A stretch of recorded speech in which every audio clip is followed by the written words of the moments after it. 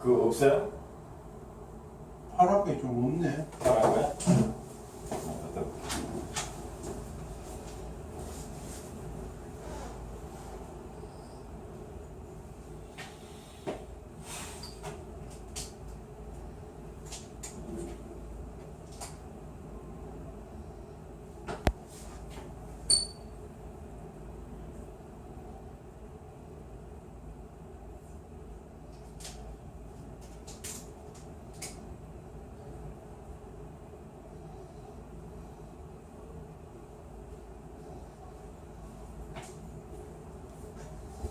여기 있어. 잘 나오나?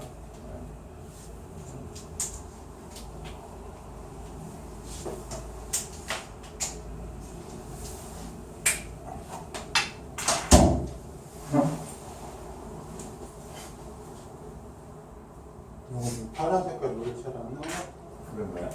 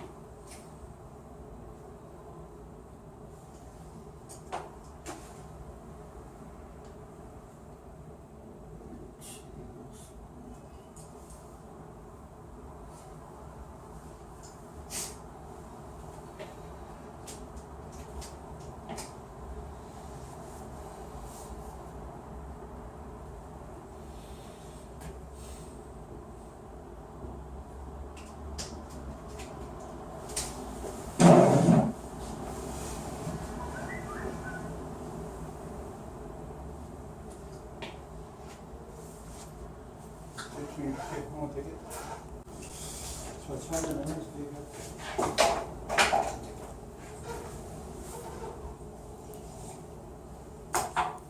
여기서 저쪽에서 부족하면 이쪽으로 교실을 옮기려고 그랬는데 네.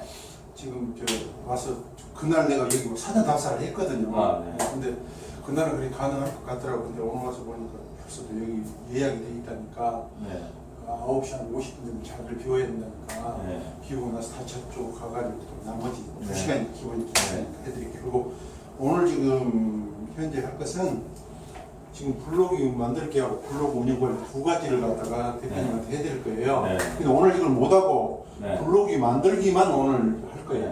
네. 요거 만들기도 제대로 다 할 수 있을지 모르겠는데 하는 데까지 하고 시간이 부족하면은 별도로 코칭을 내가 해드릴 테니까 네. 그렇게 가지고 합시다. 네. 자, 이제 요즘 수석 시대가 얘기를 드릴 텐데 일단 블로그를 만들어 가지고 운영 관리를 잘 하면 네. 수익이 발생을 합니다. 네. 근데 대부분 사람들이 블로그를 운영을 하면서 어떤 툴로 블로그를 운영하는지는 잘 몰라요, 제가. 그러나 각자의 마음속에 이웃과의 소통을 위해서 그다음에 우리 이제 제가 강의를 주로 시니어를 대상으로 해서 많은 강의를 하는데 젊은 사람들도 와서 강의를 듣기는 합니다. 근데 이제 블로그를 강의를 하면서 내가 느낀 점이 이 사람은 왜 블로그를 할까 그런 생각을 해요. 근데 블로그를 하는 사람들을 자세히 면담은 제가 많이 안 해봤지만 이웃 블로거들을 이렇게 방문해서 보면 상당히 많은 사람들이 와서 교류를 하는 블로그도 있고 또 와서 블로그를 교류를 하는지 어쩐지는 모르지만 댓글하고 이렇게 남겨둔 걸 보면 별로 많지 않는 걸로 봐서 이 사람은 블로그를 갖다가 그냥 자기 취미로만 이렇게 한 모양이다 이렇게 생각을 할 수도 있는데 제가 주장하는 블로그 운영은 블로그를 통해서 수익을 발생하자는 거예요. 그냥 하자는 그냥 심심풀이로 하는 게 아니고 그래서 그럼 어떻게 하면 블로그를 통해서 수익을 발생할 수 있을 것인가를 갖다 지금 좀 잠깐 설명을 드리고 넘어갈게요. 네. 먼저 지금 여기 모니터를 보시면은 네. 네이버를 한번 들어가 보세요. 네이버를 들어가서 보시면 거기다 검색창에다가 줌을 하지 말고 네이버를 하세요. 그것도 네이버라고 치세요. 네이버 밑에 나와 있네요. 밑에 여기 나와 있어요. 클릭을 하면 바로 뜨죠. 저기에서 보면 여기 이제 검색창이 나오잖아요. 네. 검색창에다가 유튜브라고 한번 쳐보세요. 유튜브. 자, 유튜브라고 검색을 하면 그 다음에 어떻게 되느냐. 유튜브 그 사이트가 뜨죠. 사이트 클릭을 하세요. 클릭을 하시면 이제 유튜브 검색창이 나오게 되는데 네. 유튜브 검색창에다가 시니어 창업 이렇게 한번 쳐보세요.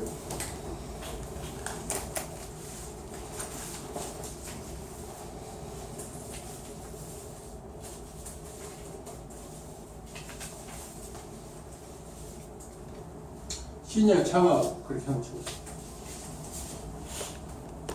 시니어 창업하고 검색을 쳐보세요.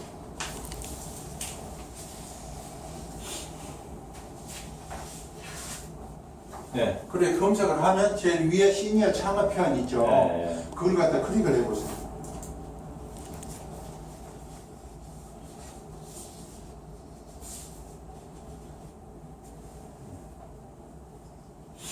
그래 시니어 창업을 그리고 좀 순서롭게 줄여보시고요. 보면 왼쪽편에 있죠. 요거 이쪽에 대표님 이쪽에 대표님 이쪽에 요거 좀 클릭을 해요. 예, 그렇죠. 자, 그러면 광고 건너뛰기. 예. 그렇게 하시고 잠깐 한번 들어보세요. 조금만. 이른바 100세 시대가 현실화되면서 이게 들으면서 저 얘기를 했어요. 이게 작가가 YTN이라고 하는 이제 프로그램 중에 하나 네. 부분이거든요. 비즈톡톡이. 네. 저기서 작가가 어느 날 저한테 연락이 왔어요. 아, 예. 그래가지고 한번 만나서 당신을 취재하고 싶다는 거예요. 네. 그래 왜 그러냐 그러니까 이건 역시 당신이 이걸 봤더니 네. 시니어 창업에 대한 것을 갖다가 현재와 성공하는 그 페이스로 홍보를 하고 싶은데 네. 당신을 만나서 한번 인터뷰 한번 해보자고 해서 만났어요. 네. 그래서 결국은 이제 저걸 하게 됐는데 저 안에를 들여다보면 저가 나오죠. 네. 저 안에를 들여다보면 어떻게 해서 나를 찾게 됐는가 그 동기가 이게 나와요. 네. 그래서 이제 간단하게 설명을 드리면 조금 있으면 그게 나오는데 그걸 먼저 보고 말씀드리도록 하겠습니다. 네. 우리나라 실제 퇴직 연령은 54.1세. 새로운 일자리를 찾는 것도 힘든 50대들은 보고 있어요? 어쩔 수 없이 창업에 관심을 갖는 것입니다. 한국전쟁 직후에 태어난 5, 60대 연령층, 즉 베이비 부먼 퇴직자들이 대거 자영업에 뛰어들면서 2011년 50대 자영업자 비중이 사상 처음으로 30%를 돌파했는데 실제로 자영업의 현실은 그야말로 암담했다. 글로벌 경기 침체 여파까지 겹치면서 치열한 경쟁이 벌어지는 레드오션이 된 것이다. 그렇다면 50대 전후 퇴직자들의 시니어 창업, 우려해야 할 점은 무엇일까? 경험과 경력을 활용할 수 있는 업종을 선택해야 한다. 그동안의 직장 경험을 통해 쌓은 노하우와 네트워크는 창업을 성공적으로 이끄는 데 큰 도움이 된다. 두 번째, 안정적인 업종을 고르는 것은 기본이다. 늦은 나이에 창업을 했는데 실패하면 재기가 힘들기 때문에 고수익, 고위험 업종은 피하는 됐어요. 그 정도만 설명하세요. 너무 이거 오래 걸으면 안 돼요. 왜냐하면 이거는 대표님이 이제 아니까 네. 집에 가서 이 경로를 통해서 한번 네. 들어보세요. 한 8분짜리 정도 되거든요. 네. 근데 지금 내가 검색창에다 시니어 창업이라고 해서 내가 검색을 하시죠 했잖아요. 네. 그러니까 아까 여러 개 이제 사이트들이 동영상이 있는데 네. 저 거의 제일 위에 있었죠. 그 작가가 역시 마찬가지로 시니어 창업이라고 하는 프로그램을 하나 만들려고 하면서 네. 적임자를 찾다가 저를 찾게 된 거예요. 네. 그렇게 된 건데 아까 쭉 나오다 보면 검색창에 시니어 창업이라고 해서 그 사람을 네. 쳤거든요. 네. 그래서 검색했다시피 여기에 바로 키가 있는 겁니다. 아. 오늘 키가 뭐냐면 바로 이게예요. 이게 SNS상에서는 나를 제외한 많은 사람들하고 서로 교류가 이루어지는데 그 교류 방법은 뭐냐면 키워드예요. 키워드.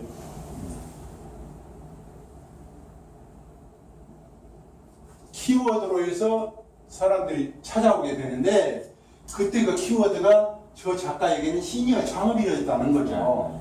그래서 시니어 창업이라고 하는 곳으로 나를 찾아오게 되는데 아무리 시니어 창업이라고 해서 저 키워드를 쳤어도 노출이 안 돼 있으면 만날 수가 없는 거예요. 그 사람하고 필요로 하는 어떤 고객하고 내가 공급자라고 한다면 나를 만날 수 있는 통로는 노출이에요. 노출이라는 곳에서부터 이루어져요. 그래서 내가 글을 써서 내 상품이 됐든 아니면 내 다른 무엇이 됐든 간에 나를 알리고 싶은 그 대목이 있을 때 그걸 노출이라는 통로를 통해서 목표 달성이 돼야 고객이 나오고 매치가 된다는 거죠. 그래서 그게 굉장히 중요한 것이고, 그 다음에 이제 노출 못지않게 중요한 것이 뭐냐면 노출을 시켰는데 고객이 와서 보니까 허접해.